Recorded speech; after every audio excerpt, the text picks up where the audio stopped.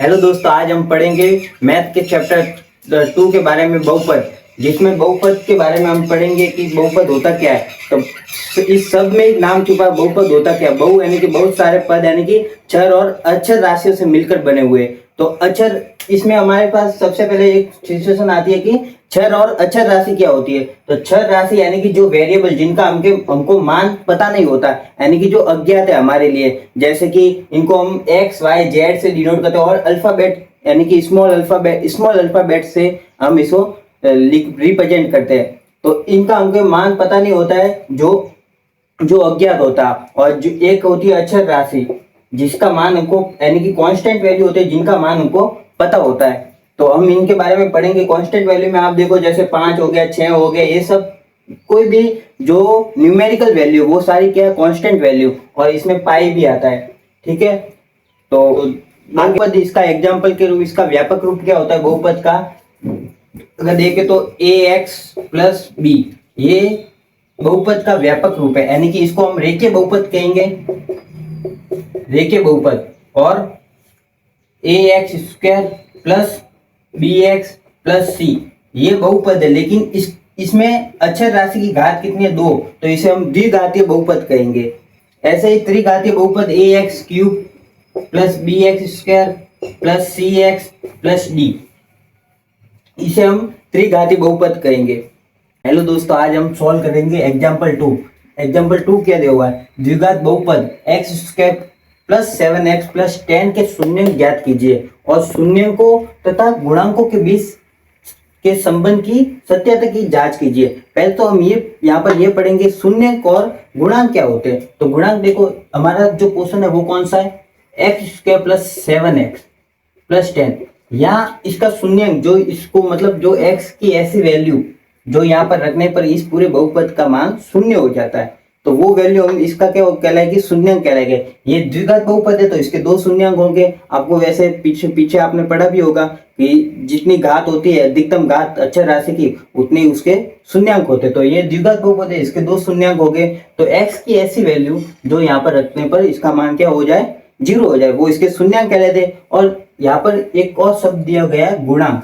गुणांक क्या होता है, यानी कि जो अक्षर राशि के मल्टीप्लाई में जो है वो इसके गुणांक है। यानी कि जो एक्स स्क्वायर का मल्टीप्लाई, इसको हम ए से रिप्रेजेंट करते हैं, और जो एक्स का जो मल्टीप्लाई यानी कि जो एक्स का गुणांक है उसे हम बी से, और जो दूसरा जो कांस्टेंट वैल्यू यानी अक्षर राशि है जो, उसे हम क्या कहेंगे, सी। यानी कि ये हमको आप किसी भी नाम से रिप्रेजेंट कर सकते हैं, कोई बात, लेकिन हम नॉर्मली इसके व्यापक रूप के हिसाब से, यानी कि जो इसका व्यापक रूप होता है a x square plus b x plus c, तो हम इसके हिसाब से ये क्या है, ए बी और सी इसके गुणांक है। तो हम इसमें और इसके शून्य में हम क्या करेंगे, संबंधों में सत्यता की जांच करेंगे।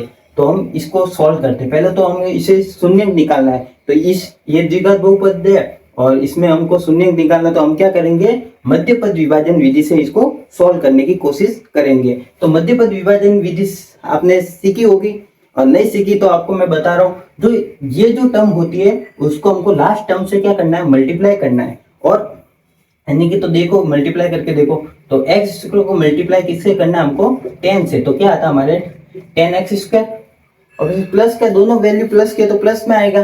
तो हमको इस 10x स्क्वायर के ऐसे टुकड़े करने जिसको मल्टीप्लाई करने पर 10x स्क्वायर आए, किंतु जोड़ने या घटाने पर क्या आना चाहिए हमारे, 7x। ठीक है, तो इसका क्या टुकड़ा उससे आपके हिसाब से, तो देखो इसका एक नॉर्मली अगर देखें तो बहुत इजी वे में, यानी कि इसका एक ही टुकड़ा होगा। एक तो 5x प्लस 2x, यानी कि 5x इंटू 2x, ये टुकड़ा होगा। देखो 5x को 2x से मल्टीप्लाई करें, इसका आंसर क्या आता है, 10x स्क्वायर। ठीक है, और क्या, इसको जोड़ने या घटाने पर क्या आना चाहिए, 7x।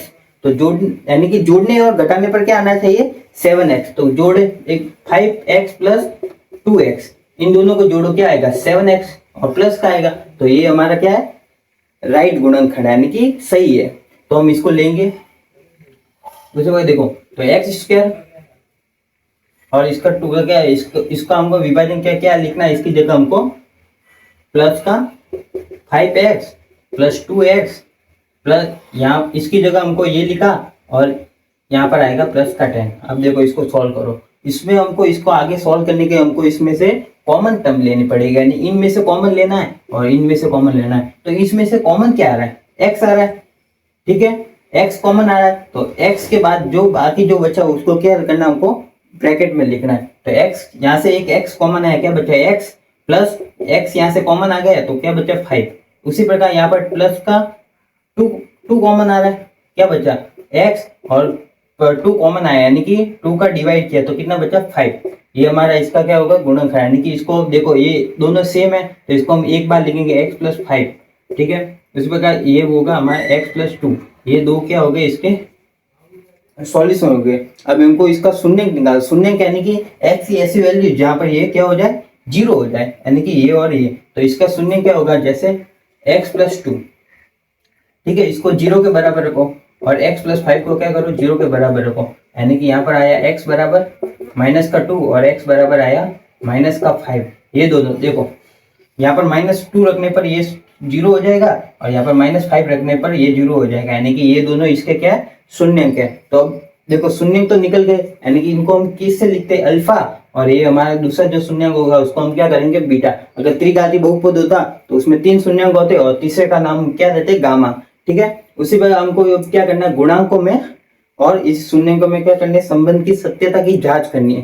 तो गुणांक और इसमें संबंध को आपको पता ही होगा, अल्फा प्लस बीटा क्या होता है हमारे पास, -b/a।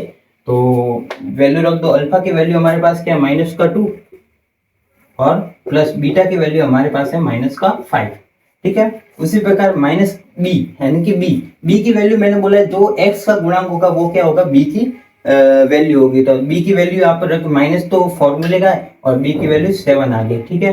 a की वैल्यू आपके पास कितनी है, 1, ठीक है। तो यहाँ पर कहेंगे -7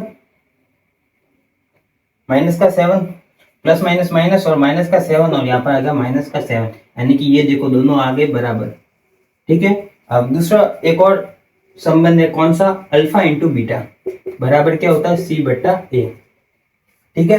तो अल्फा का मान आपको पता है -2 इंटू बीटा का मान -5 और c का मान कौन सा है, जो कांस्टेंट वैल्यू है, तो 10, ठीक है, अपॉन a का मान आपका 1, तो लिखने की तो 1 को जरूरत नहीं है, 1 लिख देता है, ठीक है।